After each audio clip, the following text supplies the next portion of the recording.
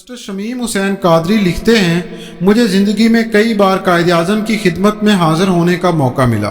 پنجاب میں مسلم لیگ کی تحریک چل رہی تھی اور یہاں کے حالات بڑے مخدوش تھے۔ اکثر لیڈر جیل میں تھے، آئے دن کی گرفتاریاں جاری تھیں۔ خضر حیات کا دور وزارت تھا۔ ان دنوں راجہ سید اکبر ان قریب جیل جانے والے تھے اور میں بھی ان کے بعد اپنی باری کا انتظار کر رہا تھا۔ ہمارے پاس فنڈز بھی ختم ہو چکے تھے۔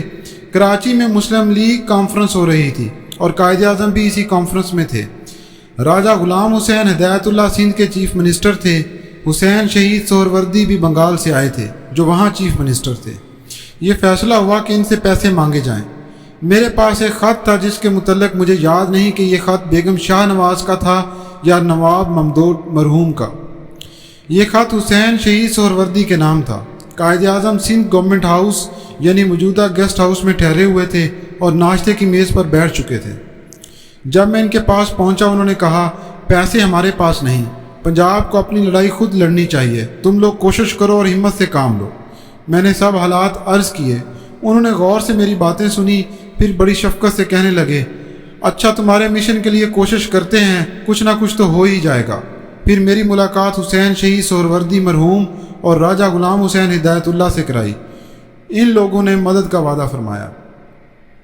کیا میں پاکستان کے بعد لاہور کے فلیٹیز ہوٹل میں قائد اعظم سے میری دوسری ملاقات ہوئی۔ قائد کے اعزاز میں ایک استقبالیہ تھا۔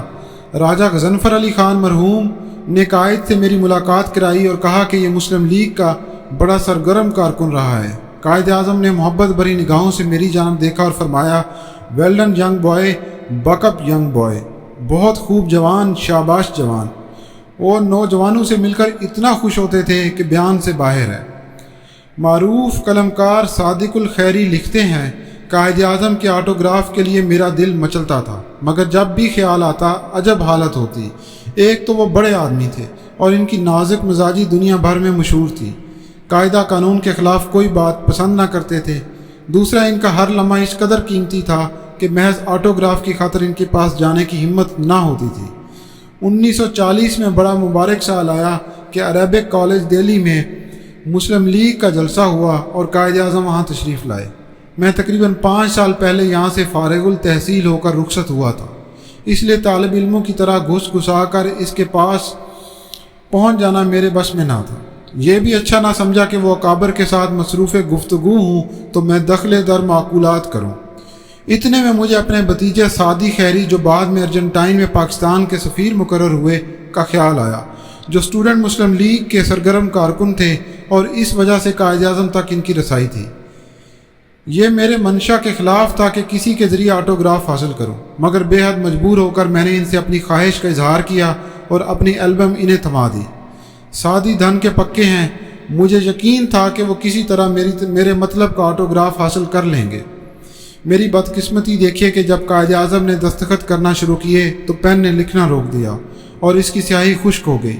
آج بھی میں اس لمحے کا تصور کر سکتا ہوں جو قلم کے یوں اٹکنے سے قائد اعظم کے مزاج پر گراں گزرا ہوگا، لیکن سعدی نے نہایت پھرتی سے قلم جھٹک کر سیاہی رواں کر دی اور قائد اعظم نے دستخط فرما دیے۔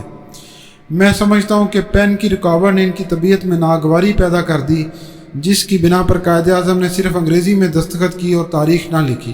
قائد اعظم کا آٹوگراف حاصل کر کے میں بہت خوش ہوا، مگر افسوس بھی ہوا کہ انہوں نے کوئی تحریر نہ دی۔ یہ آٹوگراف قائد اعظم نے جنوری 1940 میں دیا تھا اور میرے لیے یہ بہت قیمتی ہے۔